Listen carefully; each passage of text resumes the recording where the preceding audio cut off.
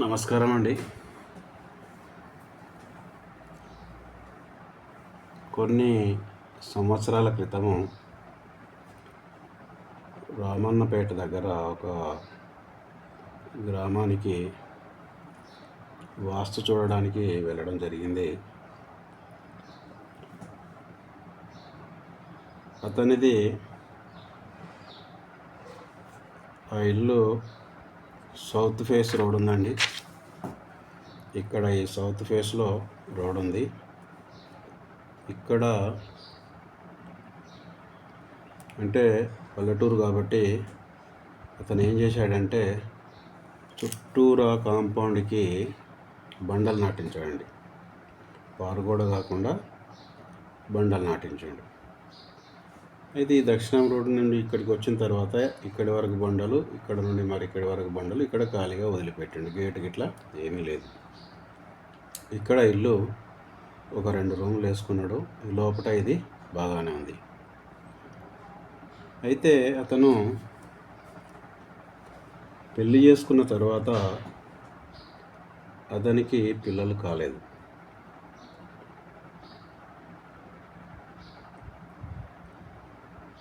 ఒక 4-5 సంవత్సరాల తర్వాత పిల్లలు అయితలేరనే ఉద్దేశంతో అతను వాళ్ళ మరదలినే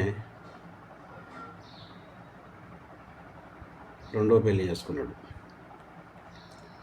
రెండో పెళ్లి చేసుకున్న తర్వాత కూడా అతనికి పిల్లలు కాలేదు. అప్పుడు ఎవరో ఇతనికి చెప్పారు, వాస్తు కరెక్ట్ ఉందా లేదా ఇంటికి చూపించుకోవడం అని చెప్పడం జరిగింది. అప్పుడు ఇతను వాస్తు కొరకు సంప్రదించడం జరిగింది. అయితే ఆ ఇంటికి వెళ్ళి చూసిన తర్వాత ఇల్లు లోపల కరెక్ట్గానే ఉంది. దీనికి ఇక్కడ ఈశాన్యంలో డోర్ పెట్టిండు. లోపల అంతా ఇక్కడ కిచెన్ ఉంది, ఇక్కడ మాస్టర్ బెడ్రూమ్ ఉంది, ఇక్కడ బాత్రూమ్ ఉంది. సో ఇది ఓకే. లోపల మాత్రం బాగానే ఉంది. బయట ఈ బండలు నాటిండు, ఆయన అందాజగా నాటిండు. సో అది అతను 4 మూలలు సమానంగా నాటుకున్నా సరిపోయేది, లేదా కొద్దిగా ఈశాన్యం ఇలా పెరిగినట్లు బండలు నాటుకుంటే బాగుండేది. కానీ అతను ఏం చేశాడంటే ఇలా కొద్దిగా లోపలికి ఈశాన్యం లోపలికి వచ్చేలా బండలు నాటుకున్నాడు. ఇది ఉత్తరం ఫేసు దక్షిణం ఫేస్ కంటే తక్కువ ఉన్నది. సో వాస్తులో దీనికి ఏమైందంటే ఇక్కడ ఈ ఈశాన్యం అనేది తగ్గిపోయింది. సో అతనికి ఏం చెప్పడం జరిగిందంటే, మీరు ఇక్కడ దక్షిణంలో ఎంతైతే ఉందో ఉత్తరంలో దానికంటే 1 కానీ 2 ఇంచులు ముందుకు వచ్చేటట్టు ఇక్కడ 1 కానీ 2 కానీ ఇంచులు ఈశాన్యం పెరిగేటట్టు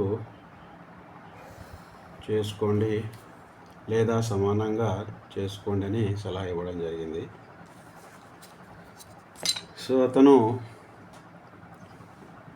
చెప్పినట్టుగా అతను కొద్దిగా ఈశాన్యం పెరుగుతూ అతను అప్పుడు కూడా బండలే నాటిండండి, పార కూడా కట్టలేదు. కాకపోతే కొద్దిగా ఈశాన్యం పెరిగేటట్టు అతను బండలు మళ్ళీ నాటడం జరిగింది. జరిగిన 2 ఇయర్స్ తర్వాత మొదట చేసుకున్న భార్యకు రెండో అంటే వాళ్ళ మరదలు రెండో ఆమెను చేసుకున్న ఆమెకు ఇద్దరికీ పిల్లలు పుట్టడం జరిగిందండి. అంటే ఈ ఈశాన్యం లోపం వల్ల పిల్లలు కాకపోవడం ఇక్కడ మనం గమనించాలి. కాబట్టి వాస్తు లేదనే వారికి ఇది మా కళ్ళ ముందు జరిగిన ఒక నిజమైన దృశ్యం ఇది. కాబట్టి ఎవరైనా సరే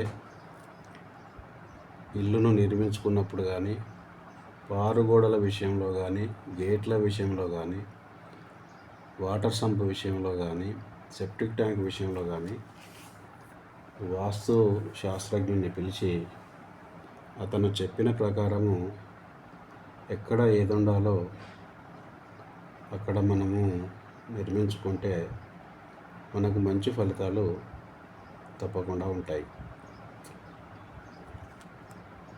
కాబట్టి అందరూ వాస్తును పాటించి సుఖంగా, సంతోషంగా, ఆయురారోగ్యాలతో జీవించండి. ఇంకా మీరెవరైనా కొత్తగా ప్లాను గీయించుకోవాలన్నా, గీసిన దానిని కరెక్ట్గా ఉందా లేదా అని మీకు అనిపిస్తే కానీ మీరు నన్ను సంప్రదించవచ్చు. నా నెంబర్ ఇక్కడ మీకు ఇవ్వడం జరిగింది. సో మీరు ఎప్పుడైనా ఈ నెంబర్కి కాల్ చేయండి. మీరు వాట్సాప్లో కూడా నన్ను సంప్రదించి మీకు గీయించుకున్న ప్లాను కరెక్ట్గా ఉందా లేదా అనేది మీరు సంప్రదించినట్లయితే నేను మీకు ఏమైనా తప్పులుంటే సూచించడం, మళ్ళీ వాటిని కరెక్ట్గా చేసి మీకు ఇవ్వడం జరుగుతుంది. కాబట్టి వాస్తు కొరకు నన్ను సంప్రదిస్తారని